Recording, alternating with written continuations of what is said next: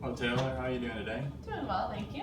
My name is Mike, I'm going to be your occupational therapist today, and basically what I'm going to do is, I've heard you've had some problems with your hand and your thumb.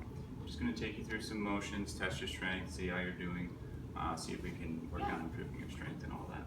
So the first thing that I'm going to do is I'm going to test your IP extension in your thumb, which is controlled by your extensor pollicis longus. I'm going to have your hand just like this, and I'm going to stabilize your MP and your proximal phalanx of your thumb. And I'm just going to take you through the motion of extension. Okay, there we go. And you want to go ahead and try that for me? Okay.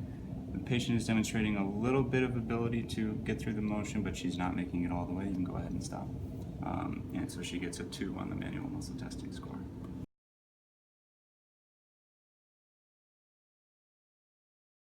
Okay, Taylor, the next thing that we're going to test is adduction of your thumb. So I'm going to keep you like this in your supinated position, and the table is going to stabilize your wrist, and I'm going to stabilize your metacarpals. And what I'm going to need you to do is just flex your IP and MP of your thumb, and I'm going to take you through this motion. There we go. That's abduction and adduction. Okay. And I'm going to bring you back out to the start position. Could you do that for me? Okay. I'm going to bring you back out into the abducted position, and I'm going to resist you at moderate and maximum. Okay, and so she was able to hold the position and resist me completely at moderate, so she gets a 5 on the manual muscle testing score, and the muscle was the adductor pollicis muscle.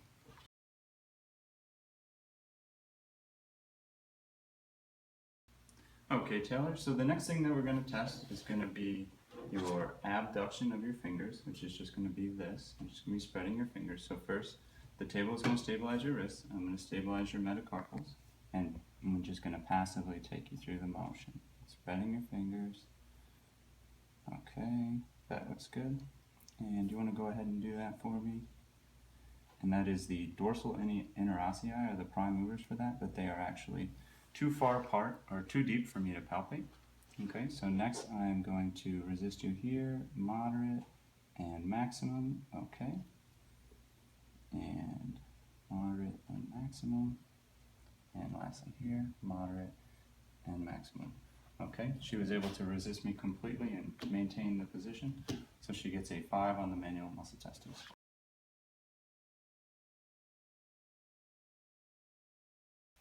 Okay, Taylor, so the last thing that we're going to test is we're going to test the lumbricals, and these are some strong muscles in your hand, and they allow you to do this movement. So I'm going to just simulate that with you first, and I'm going to stabilize your metacarpals, and I'm going to take you through the motion. Please keep your fingers straight.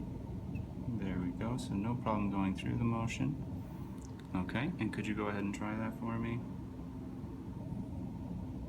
Okay. You can go ahead and stop, that's fine. The patient is unable to demonstrate the full range of motion, so she gets a 2 on the manual muscle testing score, and the lumbricals are the prime movers in that, but they're too deep to palpate.